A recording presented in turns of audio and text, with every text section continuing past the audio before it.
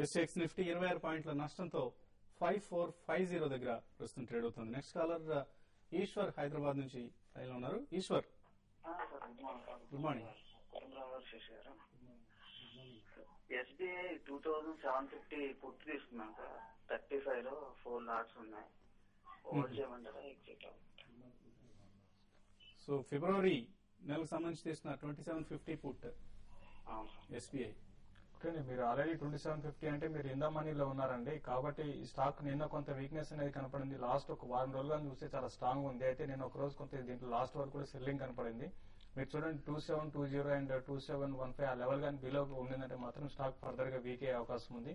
కాబట్టి మీరు ఈ రోజు ఓపెనింగ్ లో కొంత ఇది కూడా స్టాక్ కూడా వీక్ అయ్యే అవకాశం ఉంది. కాబట్టి ఈ రోజు ఓపెనింగ్ లో మీరు ఒకసారి ప్రాఫిట్ బుక్ చేసుకోమని సజెస్ట్ చేస్తానండి.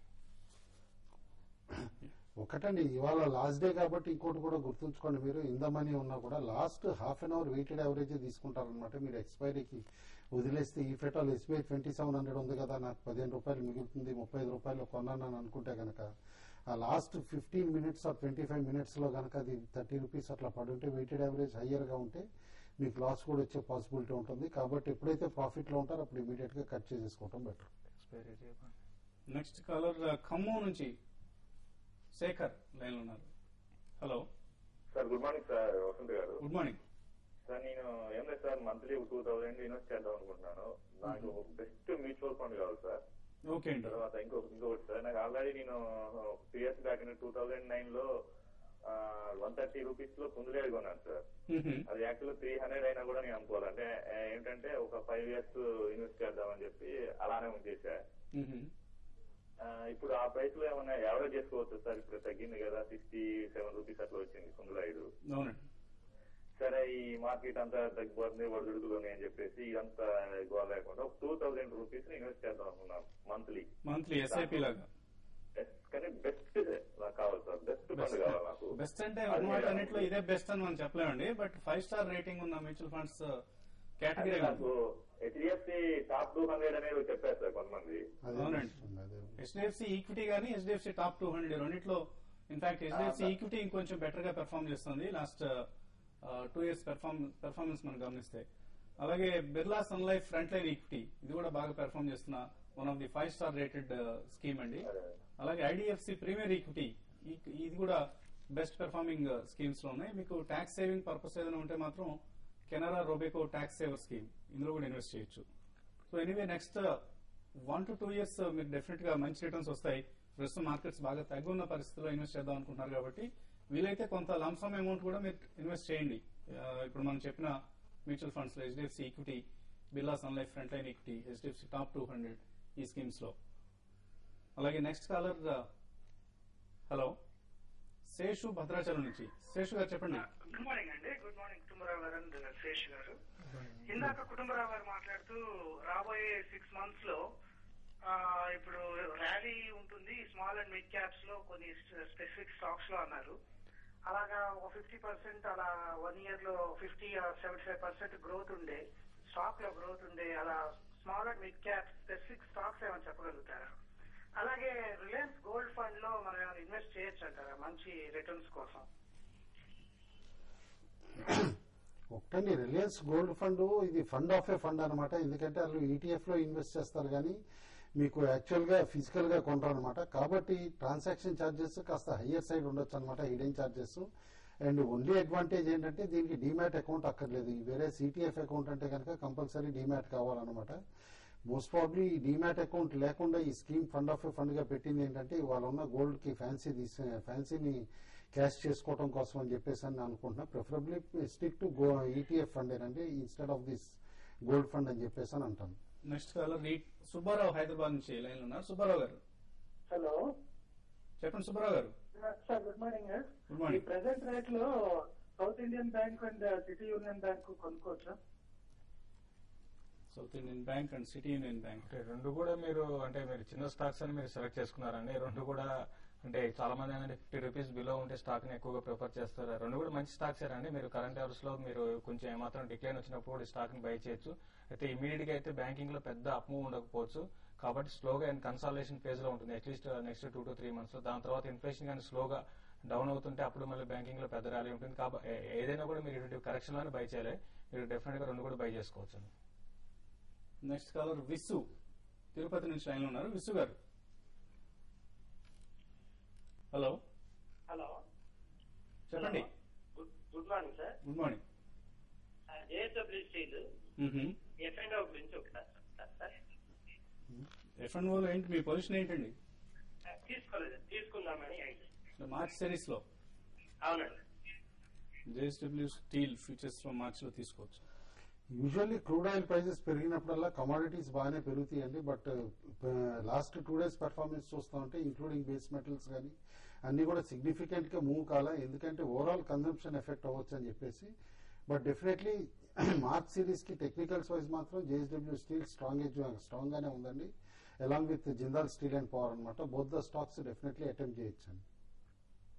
నెక్స్ట్ కలర్ గుంటూరు నుంచి వెంకటేశ్వర్లు. వెంకటేశ్వర్ గారు, గుడ్ మార్నింగ్ వసంత్ గారు. Good morning sir, Nagarjuna fertiliser budget ముందు తీసుకోమంటారా, ఏ రేట్ లో తీసుకోమంటారు సార్? ఇంకా బడ్జెట్ అంటే మీరు బడ్జెట్ ర్యాలీ అంతా మిస్ అయిపోయారండి. ఇన్ఫాక్ట్ ఫెర్టిలైజర్ స్టాక్స్ లో లాస్ట్ 10 days నుంచి కొంత ర్యాలీ గమనించాం మనం. నాగార్జున ఫెర్టిలైజర్స్ అయితే 2550 ఆ లెవెల్స్ నుంచి 29 దాకా వచ్చిందండి. అంటే ఈ స్టాక్ ఒక 4 రూపీస్ పెరగడం అనేది చాలా గ్రేట్ అని చెప్పాలి. ఇంకా ఇప్పుడు నిన్న చూస్తే నేను కొంచెం రివర్స్ అయినాయి ఫెర్టిలైజర్ స్టాక్స్ అన్ని కూడా, ఈవెన్ చెంబల్ కానీ నాగార్జున అని. ఇప్పుడు ఇంకా 2-3 ట్రేడింగ్ సెషన్లు అయితే దీంట్లో పెద్దగా పెరగడానికి అవకాశం లేదు. మీరు బడ్జెట్ దృష్టిలో కాకుండా మీరు ఒక 5-6 నెలలు కానీ మీరు హోల్డ్ చేయగలిగితే మీరు కరెక్షన్ లో ఈ స్టాక్ ని బై చేసుకోవచ్చు. అలాగే traders next 3 to 4 days trading చేయకుండా ఉండటం బెటర్ అండి. ఎందుకంటే చాలా వోలటైల్ మార్కెట్స్ గమనిస్తున్నాం మనం. హైలీ వోలటైల్ గా ఉంటున్నాయి. ఈ వోలటైలిటీని ఎన్కాష్ చేసుకోవడం చాలా ఎక్స్పర్టైజ్ ఉన్న వాళ్ళకి మాత్రమే సాధ్యపడుతుంది. So please avoid trading for the next 3 to 4 days. చంద్ర హైదరాబాద్ నుంచి నెక్స్ట్ కాలర్. చంద్ర గారు, హలో. సార్ నమస్కారం సార్, వసంత్ గారు. నమస్తే అండి, చెప్పండి. సార్, శేషు గారికి అడగాలి సార్ డౌట్ వచ్చేసి. స్టెర్లైట్ ఇండస్ట్రీస్ ఫ్యూచర్స్ లో 168 లో తీసుకున్నానండి నిన్న. ఇది ఎక్కడ స్టాప్ లాస్ పెట్టుకోవాలి, ఎంతవరకు వెళ్తుంది? స్టెర్లైట్ మీరు తీసుకున్న రేట్ లోనే ఉందండి. అయితే ఈ రోజు లాస్ట్ నైట్ కమాడిటీస్ కానీ చూస్తే చాలా వరకు అన్ని కమాడిటీస్ కూడా బాగా సెల్లింగ్ ప్రెషర్ లో ఉన్నాయి. కాబట్టి ఈ రోజు నా ఉద్దేశం ప్రకారం ఈవెన్ మార్కెట్ కొంచెం స్ట్రాంగ్ ఉన్నా కూడా కొంచెం కమాడిటీస్ సెల్లింగ్ అనేది కనపడుతుంది. ఇది అరౌండ్ 164 ఆ లెవెల్ కి 162 రూపీస్ దాకా రావడానికి కూడా అవకాశం ఉంది. మీరు స్టాప్ లాస్ అయితే 162 దగ్గర స్టాప్ లాస్ పెట్టుకోండి. 162 దగ్గర స్టాప్ లాస్ పెట్టుకుని 1-2 రోజుల కోసం హోల్డ్ చేయండి. ఎఫ్ఎండ్ క్లోజింగ్ రేపే కాబట్టి మీరు ఈ సిరీస్ లో ఉంటే మాత్రం ఏమాత్రం కొంచెం మీ రేటుకి 1 రూపీ అటు ఇటు ఉంటే మాత్రం తీసేయడం చాలా వరకు బెటర్ అండి. లాస్ట్ కాలర్ కొండారెడ్డి హైదరాబాద్ నుంచి. కొండారెడ్డి గారు, చెప్పండి సార్. అడగండి కొండారెడ్డి గారు. సిఎట్ టైర్స్ జేకే షుగర్స్ గురించి చెప్తారా sir? CEAT tyres and JK sugars. JK cements అండి. జేకే సిమెంట్స్ గురించి అడుగుతున్నారు మీరు? షుగర్స్ అండి, జేకే షుగర్స్. ఓకే అండి. ఫస్ట్ స్టాక్ సిఎట్ టైర్స్ గురించి అడుగుతున్నారు. టైర్ కంపెనీస్ మాత్రం ప్రిఫరబ్లీ అవాయిడ్ చేయమని లాస్ట్ 3-4 months నుంచి కూడా చెప్తున్నాం అండి. ఎందుకంటే రబ్బర్ ప్రైసెస్ చాలా హిస్టారికల్ హైస్ లో ఉన్నాయన్నమాట. మార్జిన్స్ బాగా స్క్వీజ్ అవుతున్నాయి అన్ని కంపెనీస్ కి. ఇన్ఫాక్ట్ రిజల్ట్స్ లో కూడా కనిపించింది అపోలో కానీ సిఎట్ రిజల్ట్స్ లో కానీ. Preferably stay away from the stock అండి. జేకే షుగర్స్ మాత్రం as of now sugar companies కి మేజర్ ప్రాబ్లమ్స్ లేకపోయినా కూడా, ఎందుకంటే ఎథనాల్ డిమాండ్ తిరిగి జనరేట్ కావచ్చు అని చెప్పేసి అనుకుంటున్నాం. ఎక్స్పోర్ట్స్ పర్మిట్ చేసినప్పుడే ర్యాలీ వచ్చే పాసిబిలిటీ ఉందండి sugar stocks, both north and south west కూడా అనమాట. Till that policy decision comes avoid అని చెప్పేసి అని అంటాను. ఓకే అండి. ఫైనల్ గా ట్రేడర్స్ ఎటువంటి సలహా ఇస్తున్నారు? హై వొలటిలిటీ ఉందండి మార్కెట్ లో, అందుకని ప్రిఫరబ్లీ రెసిలియంట్ గా ఉన్న స్టాక్స్ లో ట్రేడ్ చేయమని చెప్పేసి అంటాను. అది కూడా స్ట్రిక్ట్ స్టాప్ లాస్ పెట్టుకుని నిన్న కూడా మొమెంటమ్ ని బట్టి పిఎఫ్సి బై చేయమని చెప్పేసి చెప్తాను. అబౌట్ 245 ట్రేడ్ అవుతా ఉంటే కనుక స్టాప్ లాస్ మాత్రం వెరీ క్లోజ్ గా 242 దగ్గరే పెట్టుకోవాలి. బజాజ్ ఆటో ఒకటి 1330 బిలో ఉంటే స్టాక్ ని షార్ట్ సెల్ చేయొచ్చు. 1338 స్టాప్ లాస్, టార్గెట్ 1312 అండ్ 1304 దాకా రావడానికి అవకాశం. Sundararaju union bank sell below 326 అంటున్నారు. Stop loss 329, target 322. అమనా Shastri Cairn India buy closer to 325, stop loss 320, target 335. జీటెలి సెల్ చేయమంటున్నారు బిలో 117 రూపీస్ 70 పైసే, 30 పైసల దగ్గర రాజీ పడమంటున్నారు. Stop loss 119, target 114. సో ఇవే వాళ్ళ ట్రేడింగ్ కాల్స్, ఇన్వెస్ట్మెంట్ రికమెండేషన్స్. అలాగే ఇవాళ రాష్ట్ర బడ్జెట్ ను ఆర్థిక మంత్రి ఆనం రామనారాయణ రెడ్డి మరికొద్దిసేపట్లో అసెంబ్లీలో ప్రవేశపెట్టబోతున్నారు. దీనికి సంబంధించిన ప్రత్యేక చర్చా కార్యక్రమాన్ని టీవీ5 నిర్వహిస్తుంది. సో 11 గంటల నుంచి ప్రీ బడ్జెట్ ఎనాలిసిస్ ఉంటుంది. అలాగే బడ్జెట్ ప్రసంగం పూర్తిగా టీవీ5 ప్రసారం చేస్తుంది, ప్రత్యక్ష ప్రసారం. బడ్జెట్ ప్రసంగం తర్వాత బడ్జెట్ పై విశ్లేషణ కూడా అందించబోతున్నాం. So keep watching TV five and watch budget analysis only on TV five, the leading channel. Business breakfast, makeup courtesy, beautiful people, Biospa and Salon, Kondapur, Banjara Hills, Aparna Towers. Contact 040-4017-3596, 4020-1503.